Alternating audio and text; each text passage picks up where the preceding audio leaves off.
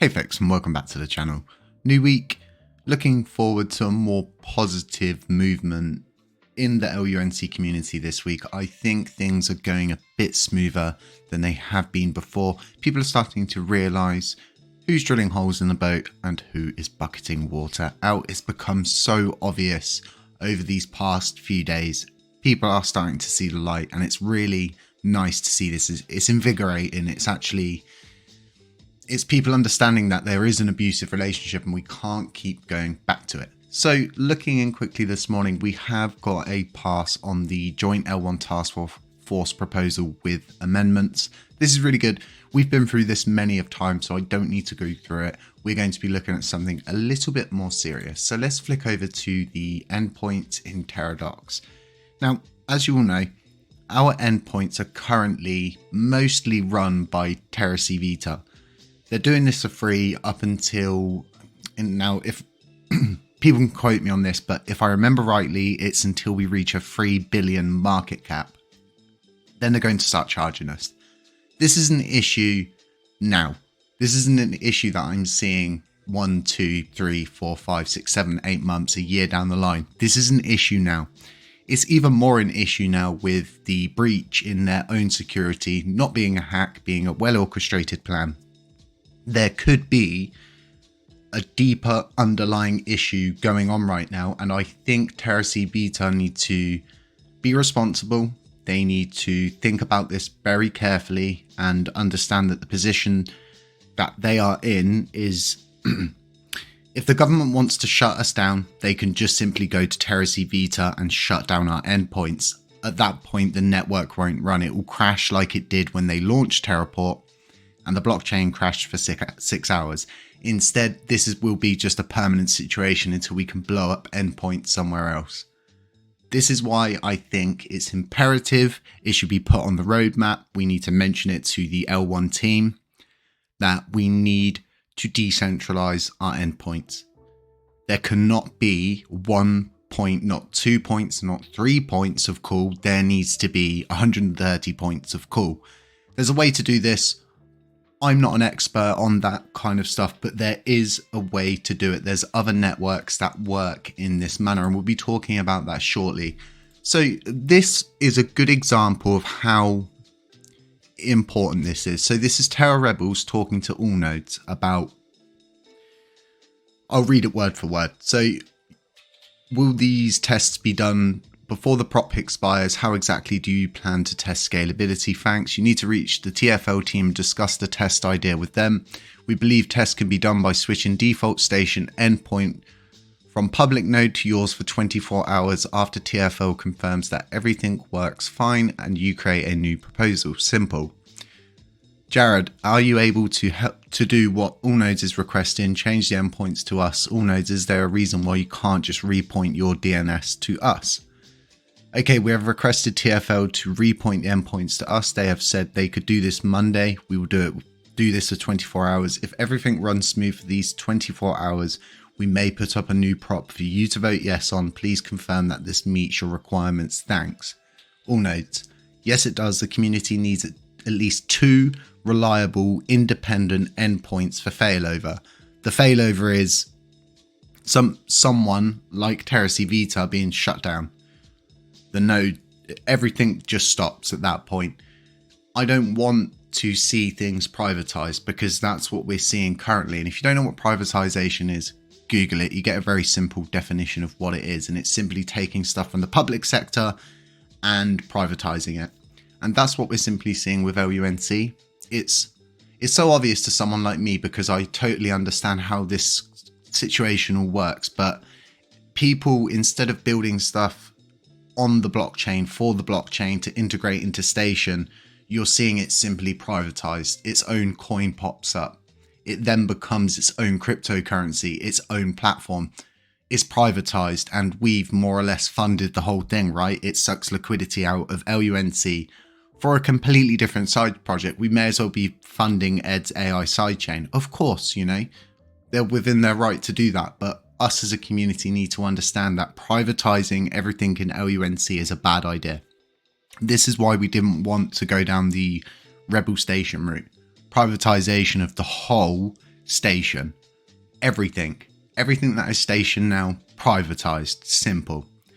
And we would be paying for it continually, the upkeep, like they put up recently, their proposal for us to maintain the upkeep, even though they've had payments out from Neblio and things like that.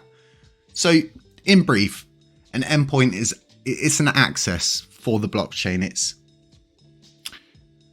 It's pretty much what you see as station, but the endpoints for the whole blockchain handle everything. So there's an argument between this about the compromisation of data, because a lot of data will flow through Terra C Vita. So this actually gives them an edge over the blockchain because they're able to process things a little bit differently, do a lot of these different things, see where the money's flowing, see where it's not flowing, because they have the whole 130 active base using their endpoints. They have every single user in the LUNC community also using those endpoints. So your data is going through there. During the FTX collapse, there was a huge issue with them beginning to more or less collect data through these RPC endpoints. So I think this is something for us to be aware of and understand that this is happening, and decentralizing those endpoints is imperative. So you've got a protocol, it's called a MENA protocol, and it's a decentralized infrastructure protocol, and it's for securely assessing the blockchain that it's handling so that no single point of failure will ever disrupt the blockchain. I.e., that single point of failure, as all nodes have stated, would simply be Terra C Vita, all nodes, or Terra Rebels. If all three of those got shut down, we've got a big issue. There is a way to decentralize all of those endpoints between Sentry nodes, and like each node operator within the active set would need to have an extra Sentry node, I think, running. With the amount of technology that's out there, we don't want to keep simply funding these privatizations. We want to use the community funds that we have, the liquidity that's trapped inside LUNC, which is a considerable amount. And we'll be getting onto that later this week, and utilizing that for our own benefit. Like we've done with Station, we've continued to fund Station. So we've got our own station that is not going to need consistent monthly upkeep. Like paying rent, it's like, I see it as like renting instead of buying. Like instead of buying the house, we're just renting the house, and it becomes a real big issue. So I think this is all stuff for us to take in, especially with the hack not being a hack, now being an inside man, and it would being this well orchestrated attack by this gang that's well integrated into crypto scams, and apparently they're well known, and they're really, really good at what they do. I myself am worried that simply Terra C Vita hold the endpoints for the whole blockchain. And I think this is going to become more apparent over the following days and weeks when the money doesn't come back. And if it does magically come back, that would be very, very, very strange in itself, especially with a criminal case pending, the crime reference number they've given out. Now, I know they've given out a crime reference number, and